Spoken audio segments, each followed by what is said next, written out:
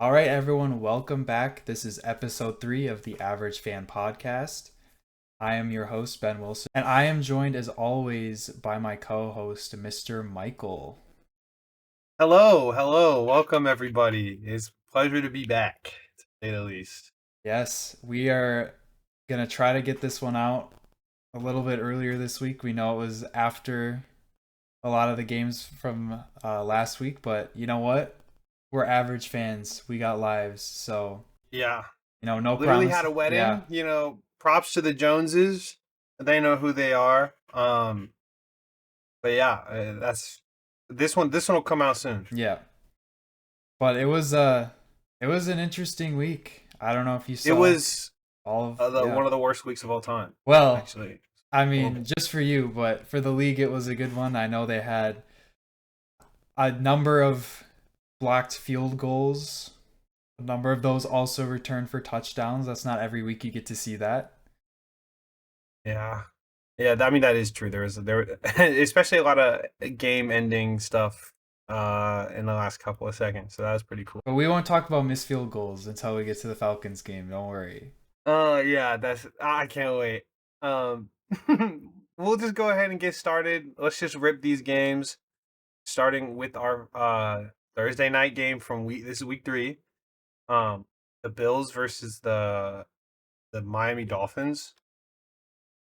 A lot closer than one would think. Seeming that they it was actually genuinely close for a while, and then Buffalo was able to edge it out in the end. Josh Allen's goated Miami. Yeah. I mean, I watched most of this game. Um I don't think either of us are surprised at what happened. Just Miami is not in a good position. The Bills one, I think we both picked that. Yeah, pretty easy choice.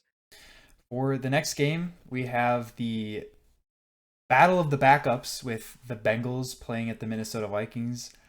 The one main thing from this game that I had a takeaway of was the cornerback for Minnesota. I am blanking on his name right now, but had arguably the best defensive game in years, if not ever, to return two defensive touchdowns. Isaiah Yeah. Rogers. So that was interesting, but I mean, we knew Cincinnati's defense wasn't good. Kevin O'Connell's a quarterback whisperer. Like, again, I picked the Vikings to win this game, and I'm really not surprised that they won. Yeah, I actually picked the Bengals to win this one. So the undefeated streak ends here. Uh, Isaiah Rogers had the highest PFF grade of all time, 99.9. That is quite impressive. Yeah. Yeah, it it was a pretty bad game for Cincinnati. It was like there's only one team that was worse. We'll just keep it at that. Cincinnati's got to figure it out. Maybe Kirk Cousins is coming. Who knows? Bring in Kirko But Chains. yeah, Kirko Chains in Cincinnati. That's like secret Carson Palmer move right there. It might be worth it. But it was pretty self-explanatory game. Not much to talk about there. Uh, Backups are backups. The next game we have here is the Pittsburgh Steelers versus the New England Patriots. This game This was was. ugly. It doesn't look like. Yeah. Yeah, it doesn't look like it was that good. The uniforms were cool. I think it was all Steelers at first, and then New England clawed back. That's not Mike Vrabel mentality. I do think Mike Vrabel is a good coach, which is why they're being able to compete in these games. But in general, just Five TJ turnovers. Watt being Yeah. on your team. TJ Watt, 2 sacks. I did see TJ Watt has not been doing super well this season. I do hope he does well. I like TJ Watt. But I did see that New England had five turnovers. And, not to toot the horn of my own team, but the only game I've seen where a team had five turnovers and still won was the Lions versus the Texans last year. But not every team can be the Lions, unfortunately. Yeah. What a flex to have. Yeah. Yeah, but this was a game that made. I mean, this is probably not how we thought it would go, but the end result's still the same. Pittsburgh wins. Yeah, I was wrong on this one. I thought the Patriots would win, but Can't have 5 turnovers. I'm not surprised they lost. For the next game, we had Indiana Jones playing the rookie Cam Ward. Indiana Jones. The Colts punter had to punt for the first time this year. That's a tragedy, but Rest in I peace. think this game, I am starting to buy into the Colts a bit. I think we'll get to our predictions for this next week, but I did predict the Colts would win, and I was correct on this. I mean, Cam Ward just keeps getting sacked, and maybe Daniel Jones is good. Who knows? We'll see this next week. Yeah, it's entirely possible that the New York Giants just suck at handling quarterbacks. Eli Manning wasn't the best. I mean, he ended up winning 2 Super Bowls. I mean, that's that defense working right there. So maybe they just need a coaching fix. Brian Daboll is low-key Yeah, Brian not that Dable good. is not a good coach. I know they're starting Jackson Dart this week, and I mean, we'll get to the Chiefs game, but Russ looked terrible. Yeah, it wasn't a good game. But for Daniel Jones, I'm low-key buying into him too. 40. I mean, they're averaging like a lot of points per game. Daniel Jones is looking like a good quarterback. Jonathan Taylor had 3 touchdowns. The Colts might low key be legit. Not don't sound on the alarms just yet, but It helps that they're in the definitely worst keep an eye out for division him. in football. It helps a lot. Yeah, helps a lot. Oh, and this was a divisional win, so this is really good for them. Okay, so speaking of the next game, another AFC South matchup, Houston versus Jacksonville. I think I picked Jacksonville for this one. Like I said, I'm kind of high. Like Jacksonville is finding ways to win. They're not doing it spectacularly, but they're winning. They're 2-1, better than a couple of teams I know. I mean, you got the good gut instincts. I thought that the Texans were going to get their first win. Personally, I think that I mean, Trevor Lawrence still isn't looking good, but I mean, I think I'm just too high on I mean, the Texans offensive line is hard to watch. It's pretty bad. And I mean, CJ Stroud throwing 2 picks, and it's not like Trevor. I saw it made me laugh, but it was talking about how CJ Stroud threw a pick, and then Trevor Lawrence was like, "Oh no, I'm the original bust. Like I'm gonna throw a pick of my own that's even worse." Like truly, They're going pick it's for pick. I feel like they were trying to lose this game, but I mean the Jags keep finding ways to win games, and maybe they'll start to click. I like them. CJ Stroud is having some real struggles offensively. I mean, this is the inevitable slump that most Ohio State quarterbacks go into. He just got lucky for 1 year. So hopefully we'll see. Maybe he can improve, maybe not. But Houston is 0-3. They're not looking very good. But speaking of another divisional game, Michael, we are to the Atlanta Falcons versus the Carolina Panthers. I did not watch this game. What happened, Michael? No points put up by the Falcons. 30 points put up by the Bryce Young led Carolina Panthers. Tell me about it. I watched this entire game. I watched every second of this game. This was probably one of the hardest watches I've ever had, and I watched the Super Bowl. So it's like Bryce Young is 4-1 against the Atlanta Falcons, and he's like 7 for like 30 against anybody else. What is it? So How does he have the number of the Falcons, dude? I don't get it. I don't know. I don't know either, but it is very, very annoying. Also, there's a huge predictability issue with our play calling. You see us run pistol, we're running. If you see us run shotgun, we're passing, or something like that. It is by like the 90% chance. Like that's how bad it is. So we didn't make it past our or their 35. So we didn't even get into the red zone all game. Their offense mostly started on half on like the 48-yard line. That's where they started their drives. And the fact that they scored 30 is the testament to Carolina, though I'm not one to talk shit because we just lost 30-0. Zach Rob, like a lot of coaching changes happening right now. We fired our wide receiver coach named Ike Hillard. I think he's being scapegoated for this shithole of a mess Do you that think just do you think happened. Raheem Morris is on the hot seat? I think it's definitely heated up a lot. I mean a lot. Like if we end this slew, like we literally play the Commanders and then the Bills. If we don't win one of those, or at least one, and we start 1-5, it's not looking good for Raheem I Morris. I I Not hate even saying that he's a bad coach, but like I hate to spoil my prediction this week, Michael, but I do not think the Falcons are beating the Commanders. I hope, I pray for you that they do, but yeah, we'll see what I saw, happens. but they put in Michigan State legend Kirk Cousins. Do you think that you stand a better chance with Kirk Cousins compared to Michael Penix? No, honestly, I don't. I just Kirk Cousins is a bit old, and I just can't trust that his body is not fragile. He did come in. He didn't really do anything crazy. They threw him in right at the end, but it was just this is pitiful.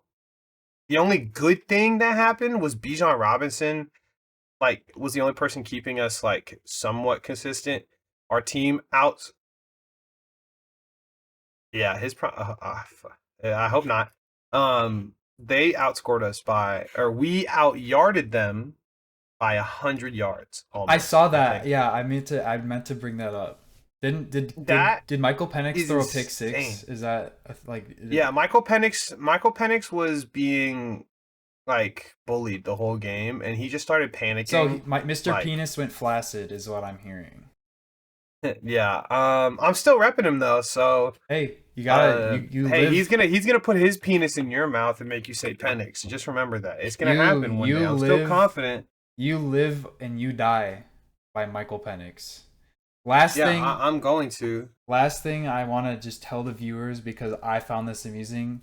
Michael texted me when he was editing this video, and I remember last week he did predict the Falcons beat the Panthers, and it was that meme of Killian Murphy. I don't know if it'll be edited in, but he sent that when he was reviewing his prediction for this game, and I found that pretty amusing. But Dude, I mean, I'm talking about so much stuff they have. They literally they had so many injuries, and we just got dogged.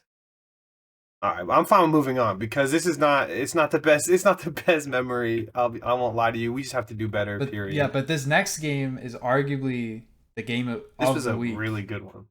I remember I was keeping track of the score of this game, and I saw that the Rams were up 26-7, and I was like, "Oh, this game is in the bag." Like, Sean McVay, he doesn't Yeah, choke it was leads like literally this. almost Yeah. a Sean McVay masterclass. And but then, you know, the Eagles like slapped some sense into their offensive coordinator, and Jalen Hurts just started throwing the ball, and for the first time, AJ Brown actually was getting targets, and the field goal return for a touchdown. What more is there to say? This was an incredible game. The Eagles look like they woke up and remembered how to have a forward pass. Yeah, I was watching the Falcons game during this, but I did get to see the end of it, which was pretty cool. I had actually swapped AJ Brown out on my fantasy lineup for Tyreek Hill, who I had on the Ooh, bench, dude, that's and I mean, it sounds like it was bad, but Tyreek Hill still got a touchdown and gave me 17 points. AJ Brown only put up 22. I would have lost either way. I got okay. like Fair enough. blown As out long by as like it 40 as long points. as it didn't make a difference, that's all that Yeah, matters. fortunately, it didn't make a difference, but there's a clip that went around of Jalen Hurts arguing with, I think it was his offensive coordinator, and that was right before he just started slinging it. I mean, he was dotting up a lot of people. This one was this one was a good game if you watched the whole thing. You probably hate it if you're a Rams fan. A funny thing is that as I was editing this, I was listening to your take, Ben, and you were talking a lot how you like it's gonna take a Sean McVay masterclass, and you thought he had it in him, and literally it was a Sean McVay masterclass, and they had the victory, and then the block field Yeah, goal I mean, touchdown. So you were right by all means. It's just unlucky. Whoever, Yeah, whatever celestial being that the has, football gods were very yeah, the displeased. football gods, they were just like, hey, I hate that guy. You don't get 2 wins in 1 week. I mean, yeah, So I predicted the Rams to win. I'm not mad I was wrong. It was a good game, but I mean, if the Rams had gotten the field goal, it's it's football is a game of what ifs, but I'm not mad I was wrong. yeah, absolutely. Well, moving on to this next game, the Tampa Bay Buccaneers versus the New York Jets. This, much like the past Monday game that we were recording during, they align in the sense that Baker Mayfield, you can't give him 2 minutes of time, No, no, in no. or else he's just gonna dot you up, and then he's just gonna kick a field goal, and you're gonna go home sad. I have always been a Baker Mayfield supporter. It hurt my soul when Tampa Bay signed him, but this was like, this is Aaron Glenn finally put his feet in the water, and he's like, "I'm here," and then Baker Mayfield said, "Shut the hell up, sit I down." just wanna know how Browns fans are feeling seeing what and then we're gonna get to the Browns game very soon. Just what on earth were the Browns thinking? But again, another game with a field goal return for a touchdown. The Jets did Jets things. 21 points in the fourth quarter. I'm sure we've all seen the clip of Aaron Glenn dancing on the side. He did. He in the yeah. The Jets still found a way to lose the game, which I must just say is a masterclass of Jets football. Yeah, that's pretty much the epitome of Jets football. If you, I think the Jets will always lose as long as they have those horrible uniforms, and it's just a bad culture they got going on there. Hopefully, Aaron Glenn can change it. Maybe they can get a new uniform and just fully change it. But I mean, Aaron Glenn has looked good. They're putting up points. They're just going against like other good teams.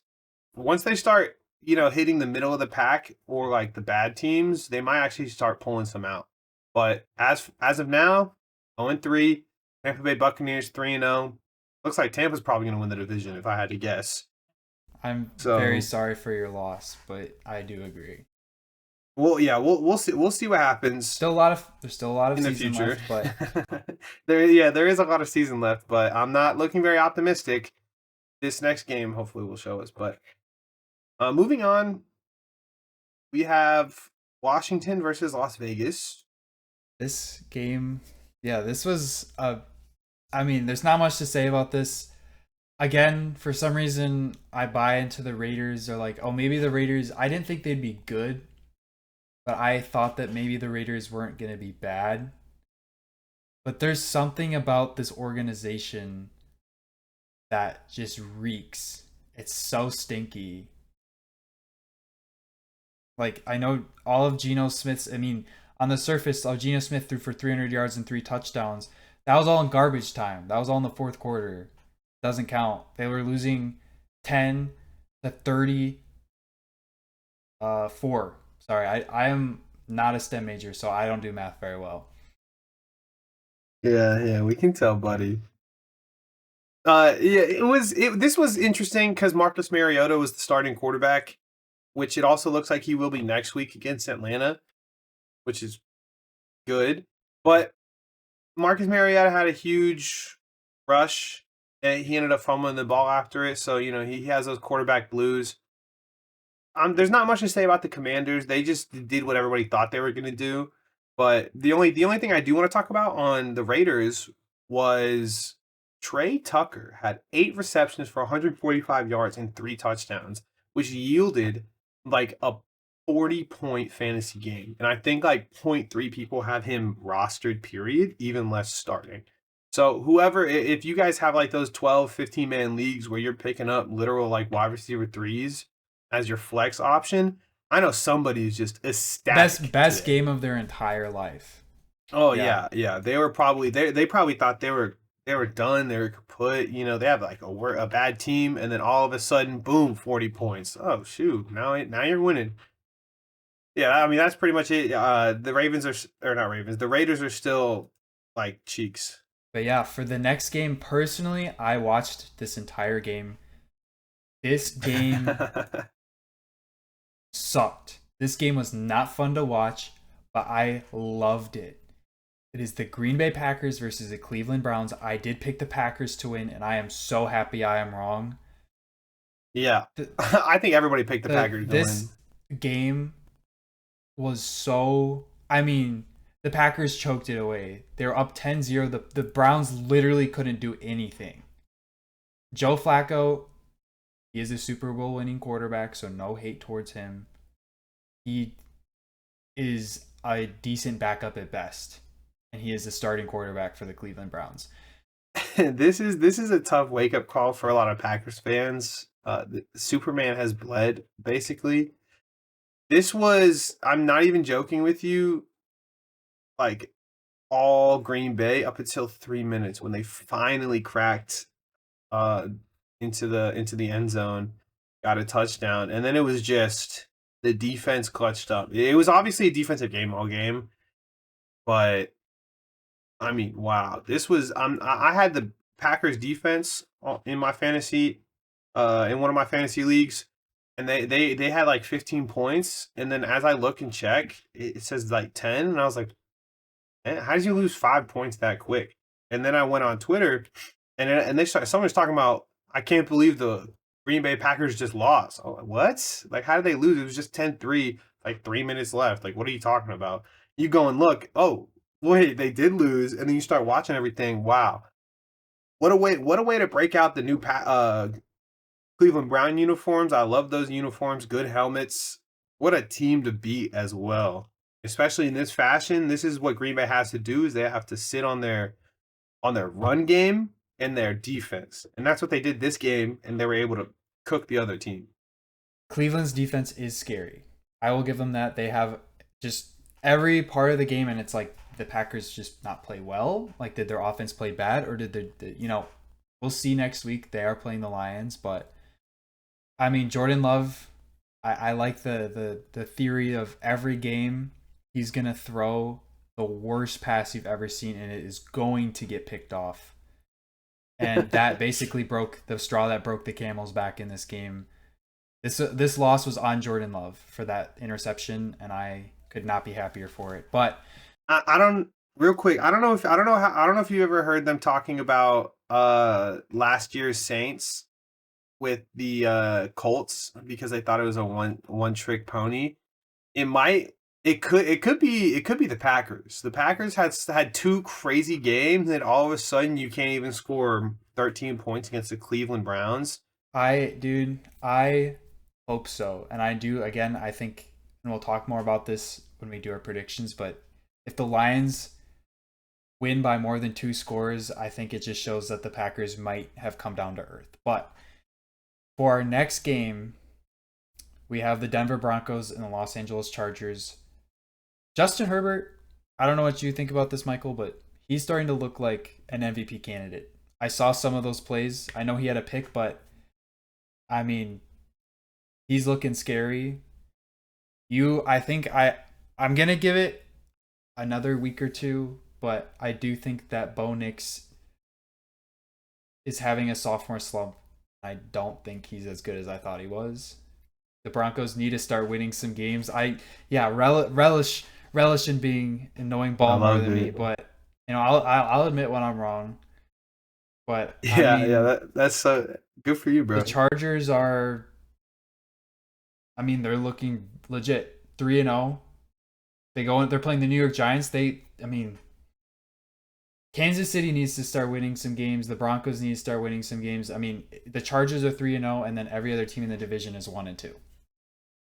Oh yeah, the Chargers have a quick 2-0 division record on top of their 3-0 record in general. If you watched this game, you would not have assumed Justin Herbert was an MVP style candidate. He was really bad for the first chunk of the game. He threw a touchdown, I'm pretty sure, late into the game. Yeah, literally with less than 3 minutes left in the game, he threw his touchdown. Otherwise, I think he threw his interception early. So it was just it was just not a good game for him. Though he took a step back, and he just and he just kept on doing winning things.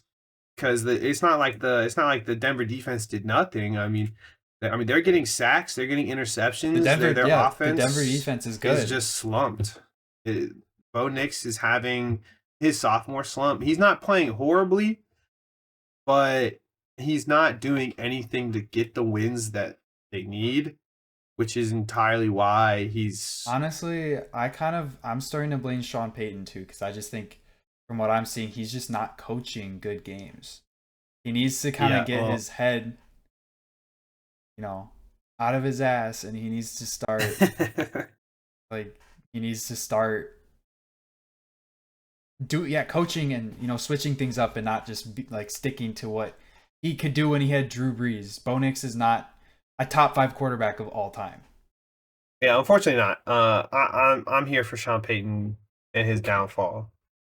But yeah. So going into this next game is Seattle versus New Orleans. I'm sure you're happy with this game. It might have made you feel a little I, bit better from what happened. yeah, I remember seeing this, and in the moment, I literally couldn't care less because I just witnessed my own personal 9/11. But this went pretty much how anybody would think it would go. The Saints suck. Seattle's starting to find their rhythm. The offense was cooking. Run game, pass game, doesn't matter.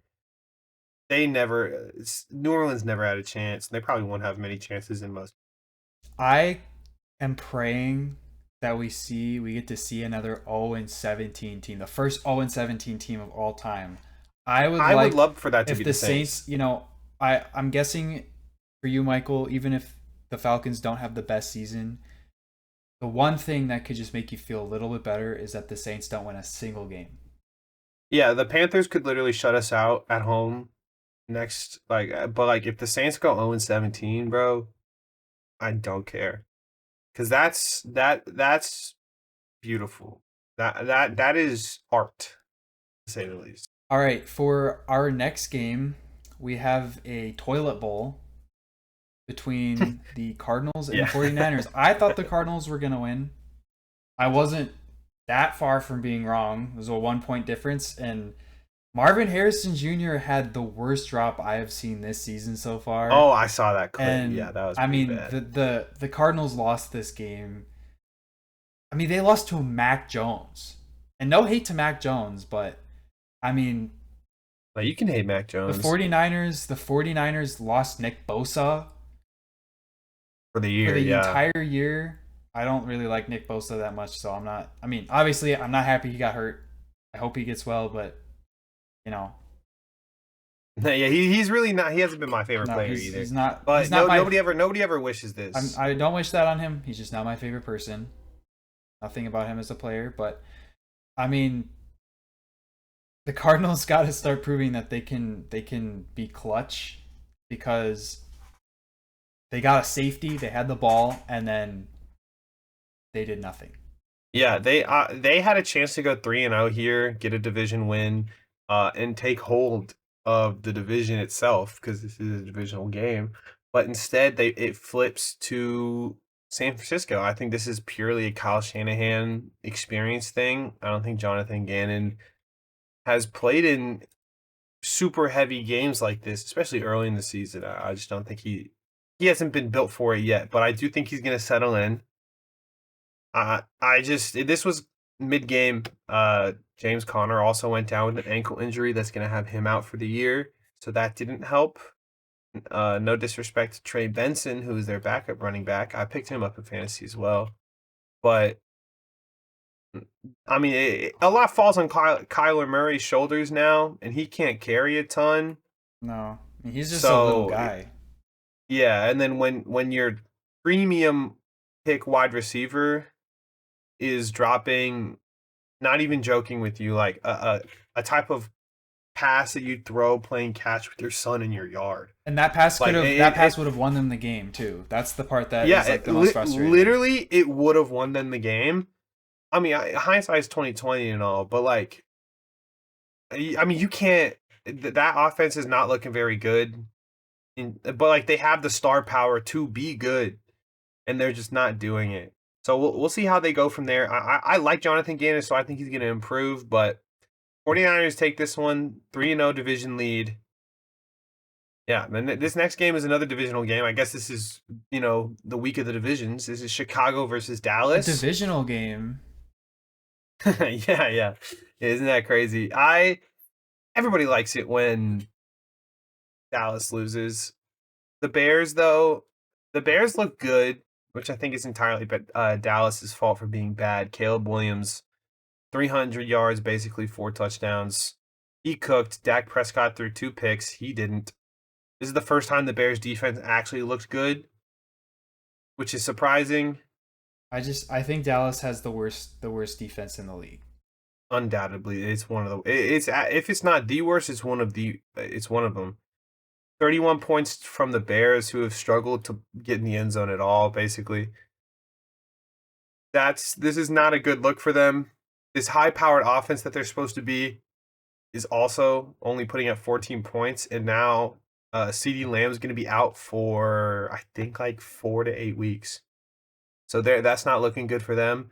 They're going to have to find a way to score points with Javonte Williams, Jake Ferguson, and George Pickens, They're and cooked. that's it. It's over. They're probably cooked. That's an injury that's going to drop them pretty far down. CeeDee Lamb's going to come back. They might be able to claw back into a wild card spot, but it's going to be a tough one, to say the least. Yeah, for the next game is this was a hard watch, and it's closer. It was closer than the final score reflects, which it was the Chiefs versus the Giants. My main takeaway, there's not a lot to say here. Chiefs offense is not good, but Russell Wilson is even worse. Yeah, basically, this was Russell Wilson, after coming off a crazy game, found a way to get benched.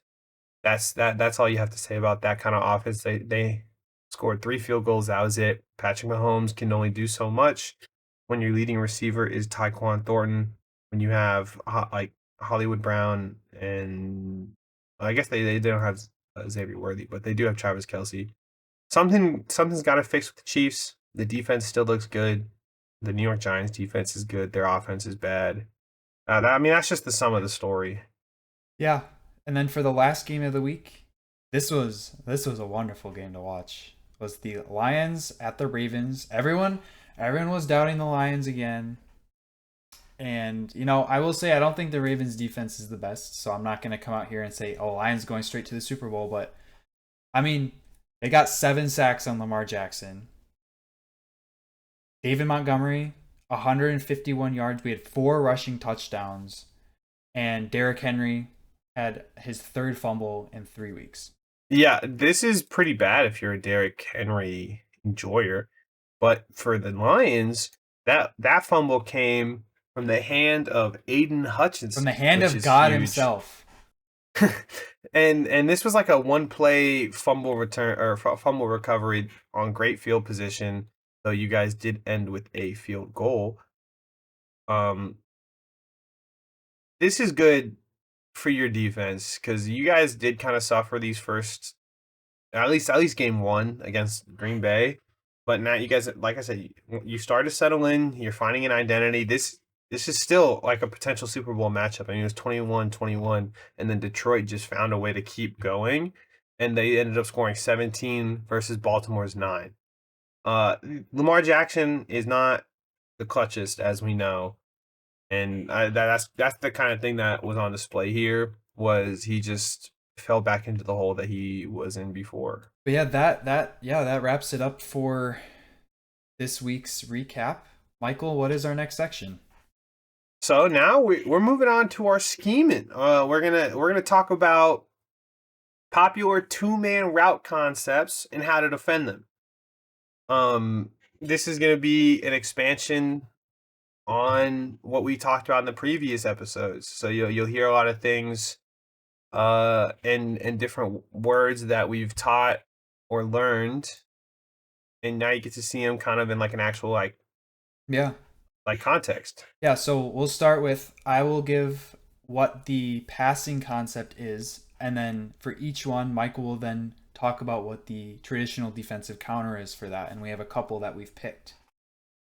So for our first one is the smash concept, which again, these are all two receiver concepts. Most of them just have a slot receiver and then in the wide out on the far end.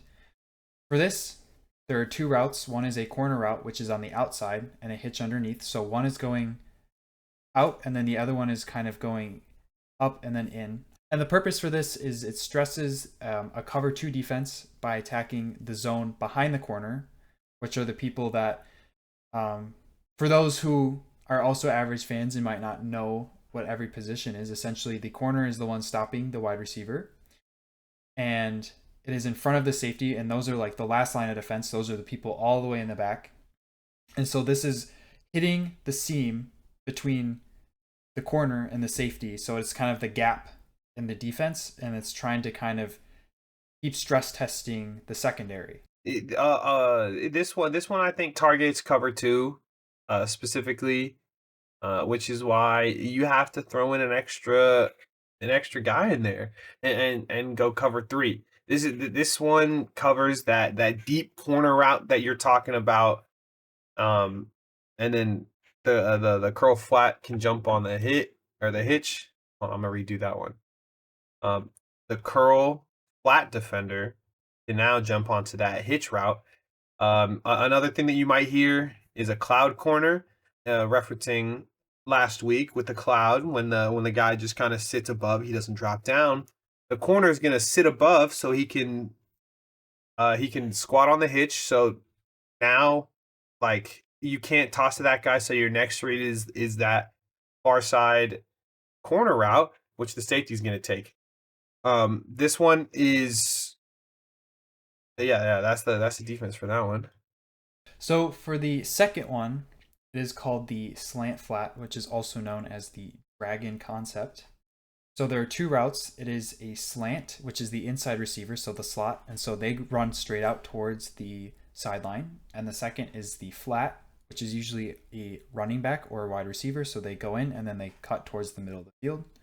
And the purpose of this is it stresses the flat defender in zone, which is easy to read versus man coverage. So again, for those who might not know, and I'm sure Michael will go more into this, but zone is essentially when linebackers and cornerbacks have an area that they're supposed to defend, and man coverage is where every defender has a person that they're supposed to defend. This specifically ties into what another counter of this would be, which is man coverage, but specifically with inside leverage, which means they're playing the inside.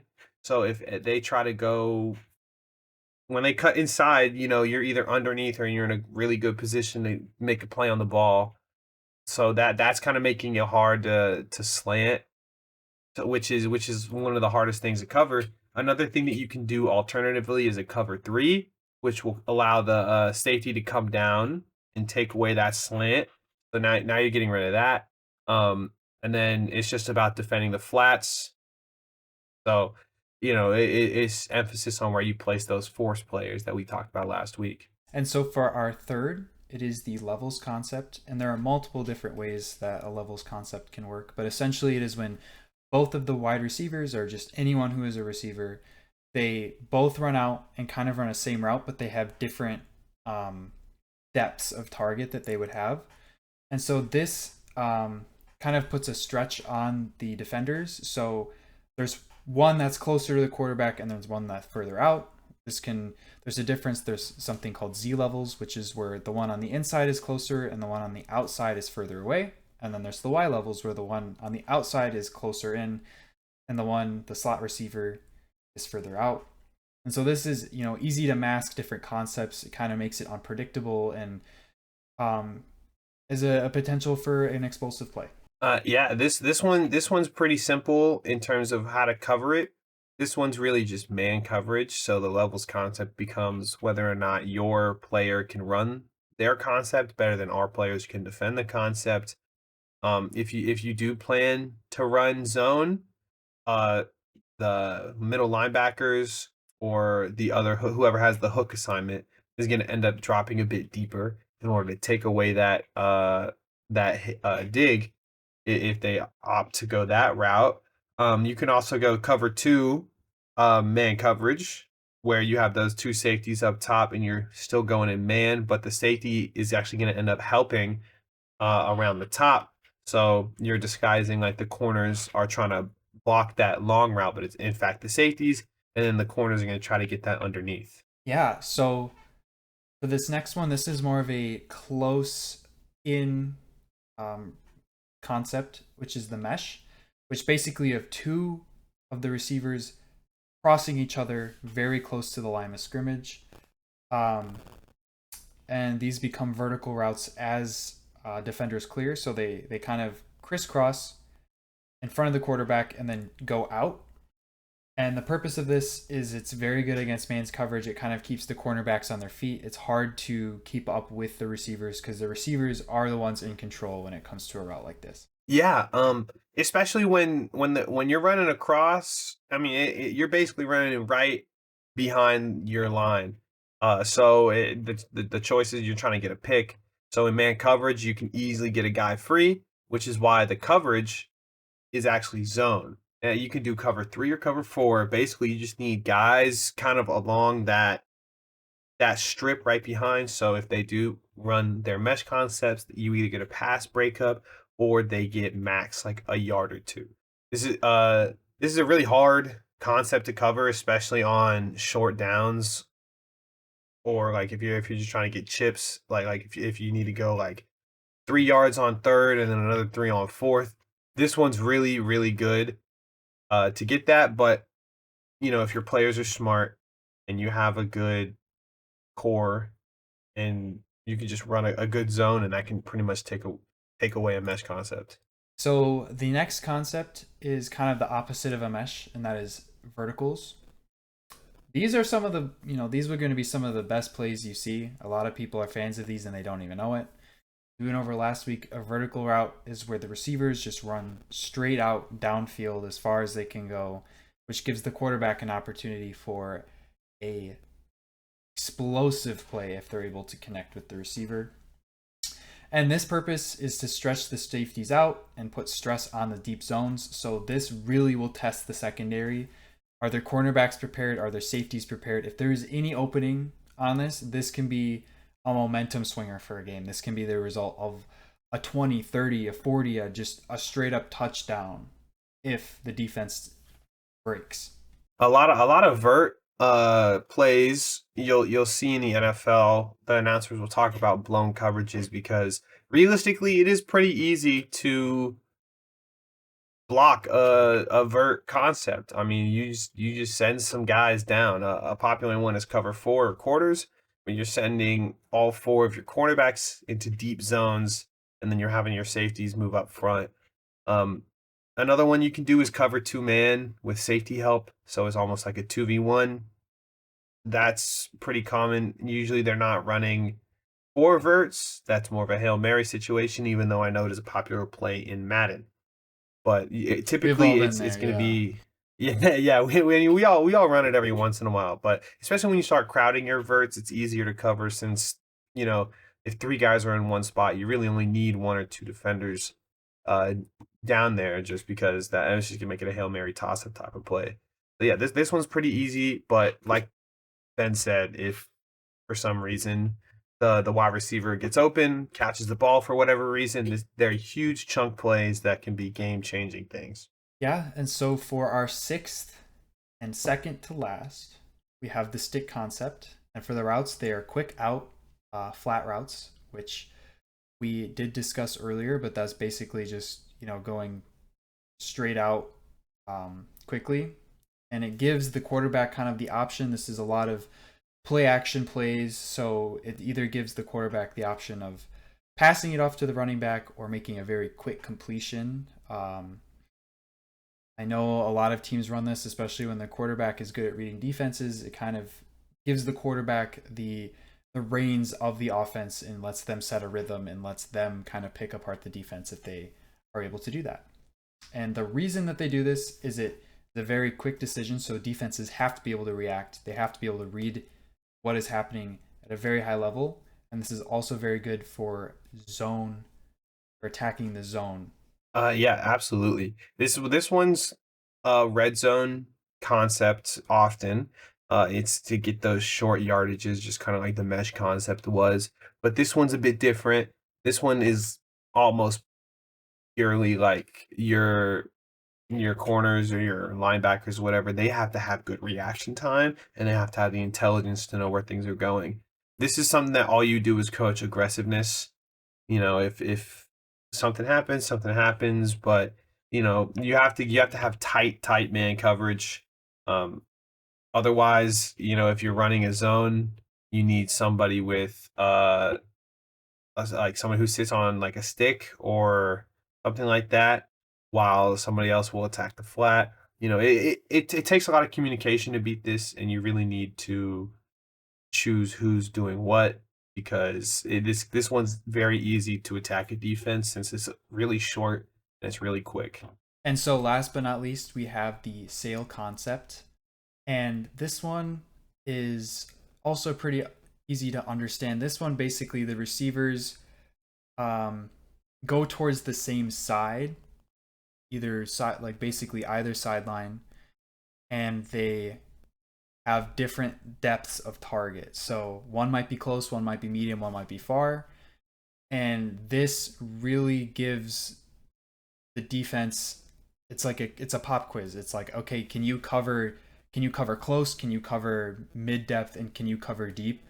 And again, like with basically any of these plays, if they're not on their game, this can result a first down very easily for any of these. And if there's blown coverage all the way at the end and the quarterback makes the right read, it could be a touchdown.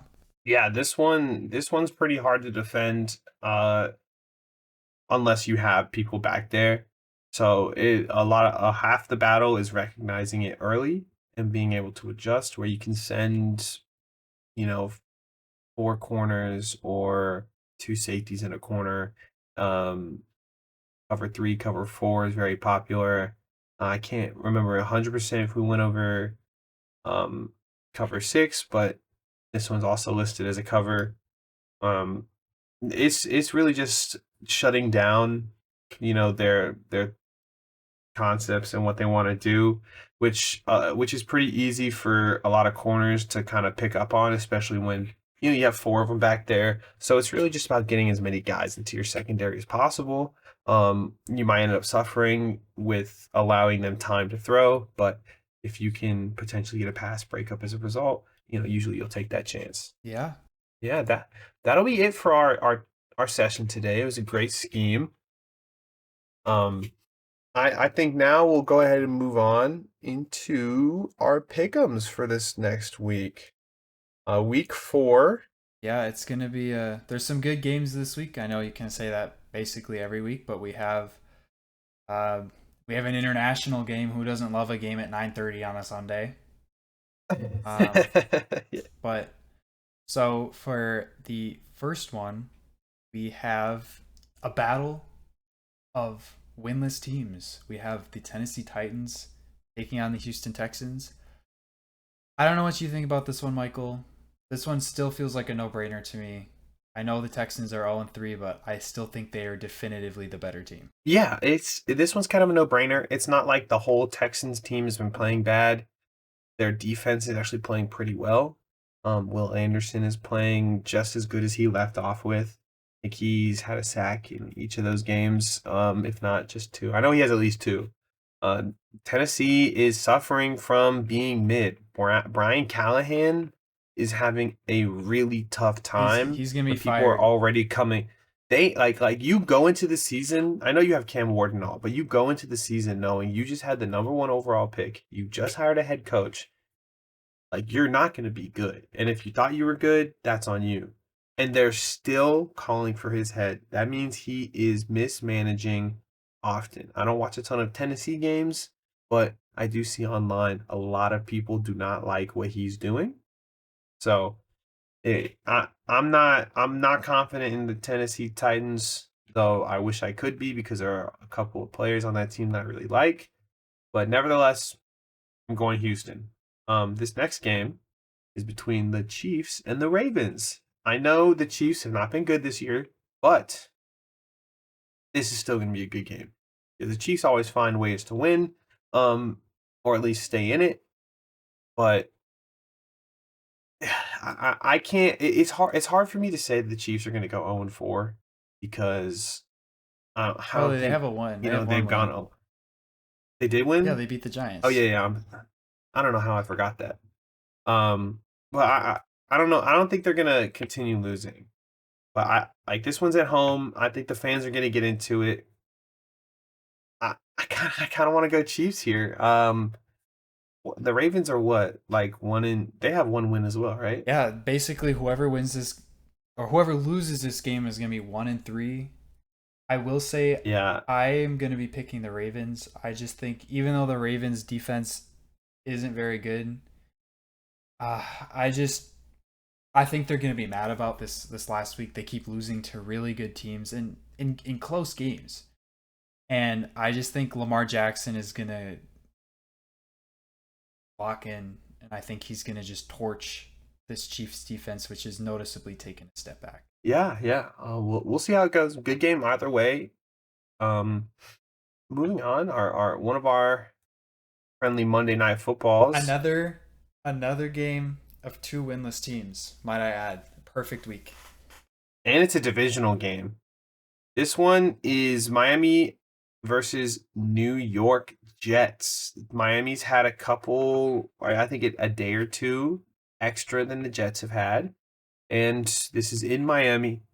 I think a battle of the mid. I'm gonna go Miami, though. I'm sure Aaron Glenn is also gonna put up a good like 17 points. I don't think I think Mike McDaniels is gonna realize that his seat is also pretty hot, and he needs to start doing stuff. When you have Jalen Waddle and Tyreek Hill as your wide receiver core, and Achane as your running back, you kind of need to win more games to keep your job. Yeah, I mean, I personally think that this game is actually pretty difficult. Guess just because both of these teams are bad. I think just for the sake of keeping things interesting, I'm gonna go Jets. And my Yeah, reasoning that's is I think the Miami defense is terrible. hmm that's fair. Even though I don't, the jury is still out on Aaron Glenn as being a good head coach, but I do think that the Jets are very debatably better coached than Mike McDaniel. They definitely look like it. I just think the Jets have more of a fighting spirit in them than the Dolphins do. Like, I don't know what you think, but every time I see Tua throw a pick, I just kind of see the entire team like they like lose part of their soul. And speaking of Tua, shout out to my brother. He has been watching this podcast and he's been sending me Tua memes about his CTE riddled brain, and I just want everyone to know that I think those are hilarious. I've seen a Thank meme you, of Ben's brother. I've seen the memes of Tua Tagovailoa needing to wear the Juggernaut helmet on the field, and I do think that is true. He definitely should have a guardian cap on. But yeah, thank you, Ben's brother. I know your name, I just don't want to say it. Yeah, we don't want to dox him, but Or I don't know your name and I'm lying straight to your face. You'll never know. Anyways, this next game is this one probably gonna be one sided. If I had to guess, this is gonna be Denver Broncos versus the Cincinnati Bengals. I'm going Denver, even though I hate to do it. I have no reason to believe in Cincinnati. I don't care that they have Jamar Chase. I don't care that they have Trey Hendrickson.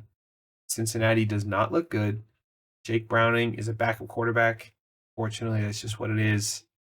Denver has a really good defense. It's going to be another 44-10 game. yeah, I think the Bengals need to trade for a good backup, even like you said, Kirk Cousins, or they're not gonna win a single game until Joe Burrow comes back, and when he comes back, It's if just he gotta comes back, sit. they're gonna have like 4 wins, so it's not gonna be worth it.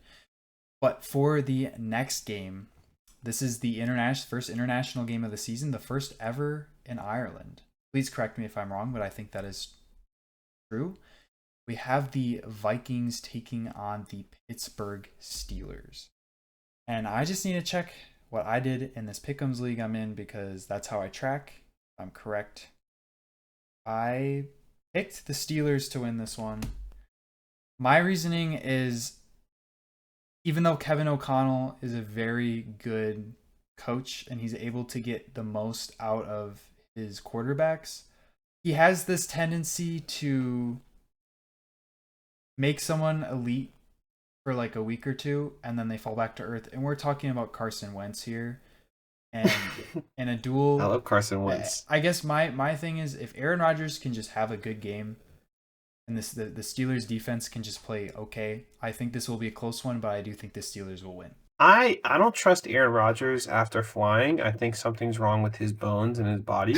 Whatever chemicals that he takes is probably not going to do he well prob upon he flight. probably did like a what was it, a like meditation, an Ayahuasca. ayahuasca trip on the plane, but he also did like a darkness retreat where he sat in a cave for a week. Yeah, I just think this Kevin O'Connell knows how to work his quarterback, and after coming off a huge win and this being in Ireland, so there's no real home advantage, I'm gonna go Minnesota here, though I do think it's gonna be close. I don't think it's gonna be like a blowout. I just don't like how Aaron Rodgers is playing. Their defense is playing mid, and their offense is also mid. So this team's pretty mid. And I just think the better head coach is going to win this one, which is Kevin O'Connell. For our next game, we have the Panthers taking on the Patriots, and I think this is a hard game to predict, and I don't know what you think about this, Michael, but just with how each team has played last week, it's kind of like I don't know if either of these teams is good. I really don't know, but I'm just for the sake of coaching and where each team is in a rebuild, I'm going to go with the Panthers here. I would not be surprised if the Patriots did win, but I think the Panthers get their second win. Yeah, listen. They did just blow us out by 30, but I promise you, there's no way for me to explain this that doesn't make me sound like I'm coping. It was a hard fought 30. Our defense genuinely played pretty well. I'm not mad at nobody on the defense.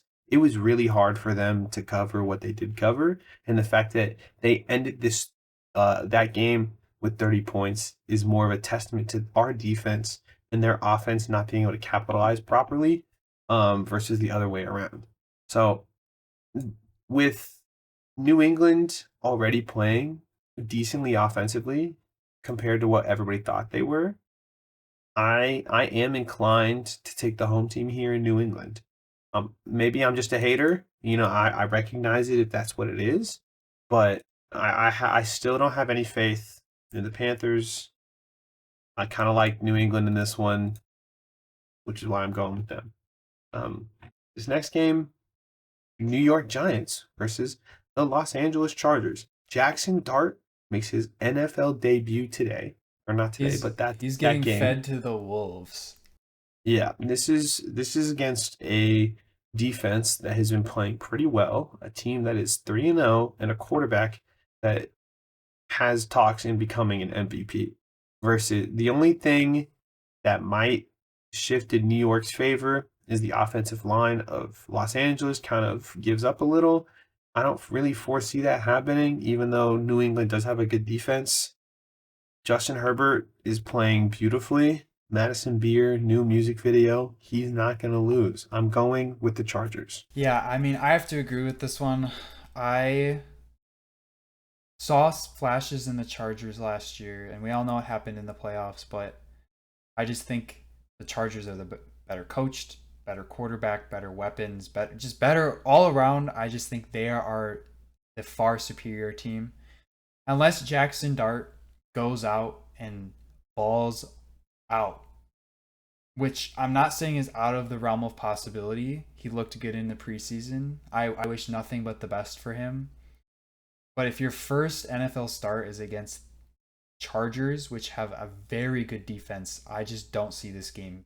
For the next game, we have the. I mean, Michael's already laughing. I mean, it's not going to be a surprise. It is the Saints versus the Bills. I think the Bills are thoroughly going to destroy the Saints. Dude.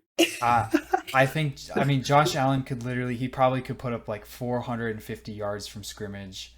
This literally could be like 45-7. Yeah, this one The Bills have been giving it to them to bad teams. I mean, they gave it to who they played last week. The Dolphins. They almost gave it to. They definitely gave it to the Jets.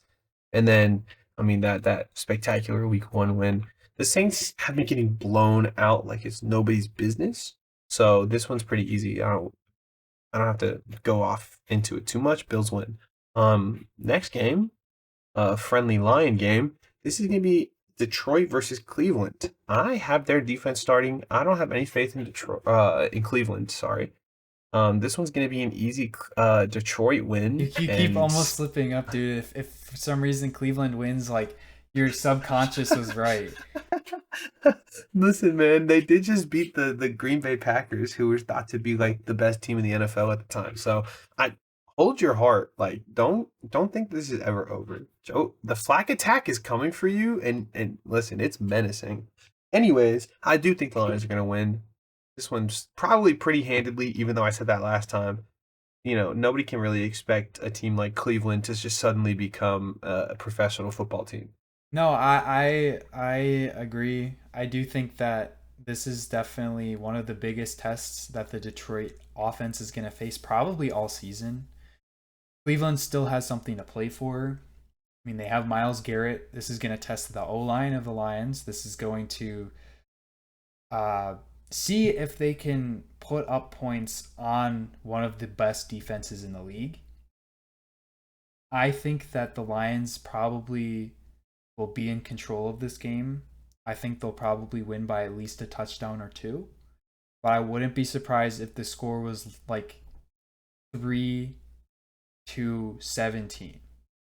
where, the score doesn't reflect how it wasn't really close, but they still hold the Lions offense to, you know, two touchdowns and a field goal. But for the next game, and I don't know, Michael and I might be splitting. We've been splitting a lot this week. I'm keeping track by the end, but right now we have four games that we're choosing differently on. This is an ultimate test of who knows ball this week. Yeah, I already know who I'm picking too. But we have the Colts playing the Rams. I'm not gonna lie, and maybe what you were indicating is you're on the same page as me, but honestly, I'm picking the Colts. I'm buying in this week. I'm ready to be wrong, but until I am proven otherwise, I think the Colts go to 4-0. Yeah, I actually think the Rams are going to take this one. I think this is truly a test for the Colts. If they win this one, they're legit. If they lose this one, it's not that they're what everybody thought they were, but it kind of brings them back down to reality. They still have a lot of season to play after that, and they're 3-1. So, but I just think the Rams are playing offensively at a really high level. The defense of the Colts have played a lot of mid offenses. Uh, so I can easily see, them not being able to do, or sorry, I can easily see the Rams dotting them up. The Colts will have to respond in that manner, but Sean McVay experience, I think, is just going to outlast. Um, I can't remember exactly who the Colts head coach was. Shane Steichen. Shane Steichen. Man, I don't know how I forgot him. Wow. uh, yeah, I like the Colts, but I don't like them that much. But I mean, I'm always rooting for them. But yeah, I'm going Rams here. Next game here, we have the San Francisco 49ers versus the Jacksonville Jaguars. This one, just to keep it interesting, I'm hopping on the Jag train here. Mac Jones is still Mac Jones. He was pretty good his first start. I think he threw like 4 touchdowns. This one, I think he threw 2, but he also threw a pick. He's throwing a lot of yards. That's just Kyle Shanahan's offense. This one is going to surprise a lot of people. They're having a lot of troubles with keeping their receivers entertained. This one, I thought eventually they're going to figure it out, and I think this is probably going to be the game they figure it out. This is going to be a huge win for Jacksonville, and it's going to make that AFC South look interesting with 2 3-1 teams. I actually agree with Michael on this one. I think that the 49ers they have the easiest schedule in the league this year. And I mean, Nick Bosa's out, Brock Purdy's out, Brandon Ayuk is still not back. I think this is an opportunity. I think this is a trap game. I think that the 49ers are going to come in underestimating the Jaguars, and it might be an ugly game, but I do think the Jags get the win. Like you said, I mean, I think the Colts are going to be 4-0, but I do think the AFC South is going to be completely flipped on its head this year with the Texans and the Titans at the bottom and the Jags and the Colts competing for that playoff berth. Um, for the next game, we have the Bears and the Raiders. I still am standing by my preseason prediction that the Bears are like the Miami Dolphins from 2 years ago. I think that they are going to be putting up a lot of yards on bad teams like they did to Dallas. And until I am proven otherwise, I'm going to die on this hill because I do not want to see the Bears succeed. I am biased, I will admit that. But for this game, the Raiders are not a good team, and so I think the Bears will win this one handedly. Yeah, I don't know about handedly, but I also have the Bears here. I think Caleb Williams, Ben Johnson. I mean, they're both cooking together, which is good. I mean, you're going into Las Vegas, and you're hoping that you can march down the field and just cook them every time. And this is a new stadium with low key fake fans. I I can easily see Chicago going in there and just reminding the Raiders that hey, you're the Raiders. So yeah, I'm going Bears here. This is probably a nothing kind of matchup. So I mean, whatever happens happens. It doesn't really affect much. But this next game probably will. This is gonna be Arizona versus Seattle. This is gonna kind of throw Seattle into that seat that I've been claiming, where they can actually really contend for this Yeah, you were division. right. I thought that Sam Darnold was gonna be trash, and he's. Don't get me wrong, he's still not good. I mean, I thought he was gonna be terrible. So you were more right than me. Yeah. I mean, that's entirely fair. JSN is cooking. I mean, to be fair, they did score 44 on the Saints or 31 on the Saints, and then whoever they played last week, they dropped a ton. They This is against a Cardinals team who has a key offensive talent injured, and this is a defense that seems to be taking advantage of weaknesses. So I'm just gonna have to go Seattle here. I like how they're playing. I don't like how the Cardinals are playing. So I do think like they're still going to be fighting for a wild card spot, but for this day, I am going for Seattle. Yeah, I agree. I think Seattle wins this one. I just until the Cardinals can win an important game, I don't think that they are built to compete against good teams, which Seattle has a good defense. Like you said, Jackson Smith Jigba is having a second breakout season after already having one.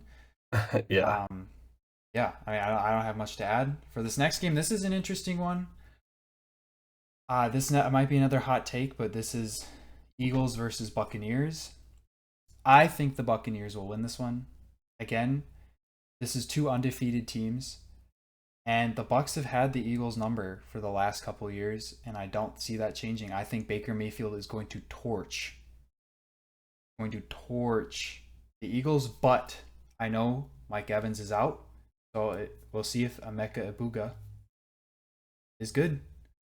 Um, but yeah, I don't have much else to add, but that might be a hot take, but I think that the Bucks win this one. Yeah. People are gonna think I'm super biased, because it's in the division. I just can't like you have 3 games where Baker Mayfield has clawed back in the last 2 minutes. If that shows you anything, it shows you one, Baker Mayfield is good, and two, the Buccaneers keep almost losing games. You can't do that consistently, especially when these type of games are coming up against the Atlanta Falcons, the New York Jets, and and the Houston Texans. I mean, these are all mid teams that you're being like they're being decided by less than 3 points half the time. So when you play against a team like the Eagles, even though it's at home and you're missing Mike Evans, it's just I think it'll catch up. It'll probably be close, but the Eagles will probably prevail here. Moving on to the next game where I will continue to push the narrative that I'm biased. I understand that we just got blown out by 30 points, and we're playing a team that a lot of people think is pretty good in Washington, but they're still missing Jaden Daniels, and they might be missing Terry McLaurin. With that, in addition to their defense not playing the best, being a little bit aged out, and playing in Atlanta, I am still inclined to go Atlanta. There's no way that you come off of a 30-point victory or a 30-point loss and you just change nothing. I mean, we're making coaching changes. Are you sure? Our OC is coming down from the box. He's gonna be calling plays. I think that was a total mismanagement of coaching. I don't really see our coaches as the ones that just keep going about it. Um, and you can see that by Raheem making a lot of changes that he doesn't normally do, which was forcing his coach to come down, firing Ike Hillard super early, and then just how he kind of treated the end of the game from last week, where he threw in Kirk Cousins and all the starters sat. That stuff doesn't typically happen with Raheem. Usually he'll try to scramble and get at least one score, but at this point he was just like, F it, I'm just throwing my guys out there. I'm saving for next week. You know, sometimes teams have your number. The only way is forward. No point in worrying about it now. So though I probably look dumb doing it, I'm going Atlanta. You know what, Michael? You actually changed my mind. I think Ooh. I'm buying in. I think the Falcons win this week. I think it's a good point that first of all, it's in Mercedes-Benz. Great home environment. Marcus Mariota is a backup. You guys have a good D-line. Your defense is playing well. And we're forgetting that the Commanders were playing the Raiders last week, and I do not think the Falcons are as bad as the Raiders. I think that the Falcons are going to get a bounce back. I mean, they have a better offensive line. They have Bijan. They have Drake London. They have the best tight end of all time, Kyle Pitts. Kyle Pitts. And I just, There's just no way we stay dormant, Yeah, and if I'm wrong, I think I'll go down on this ship with you. You convinced me. I think that Thank you, brother. If the Falcons lose to a Marcus Mariota led Commanders team that doesn't have And Dan Quinn. Yeah, that doesn't have Terry McLaurin, then season What's the point what's in the living, point? bro? Yeah, like you gotta believe that they can pull this off. There's nothing else to live for at that point. But for the final game this week, we have the Packers versus the Cowboys.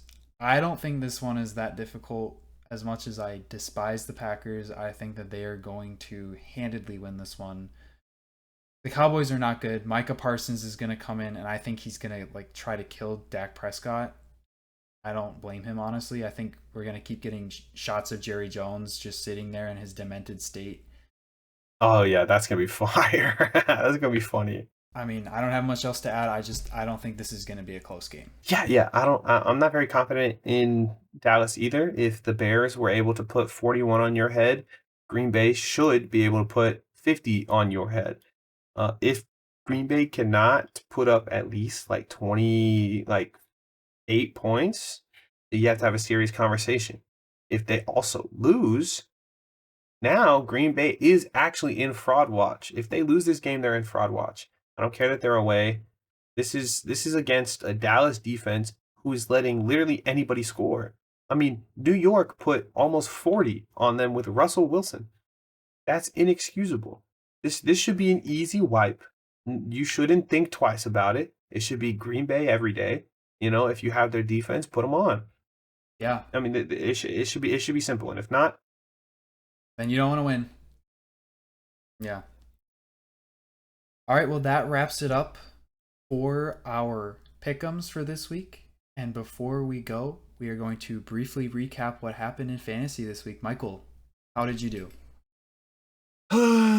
so not only do I get to get blown out by the Carolina Panthers, but I get to get absolutely shit on both leagues that I'm in. This last league, I think my team put up 80 points. Um, not good, dude. It was It's because you got Kyle Pitts and you didn't put him in. actually TJ Hawkinson ended up having more points. I just it was just ruthless. I I don't know why. I don't know why the gods hate me. Alvin Kamara got like no points.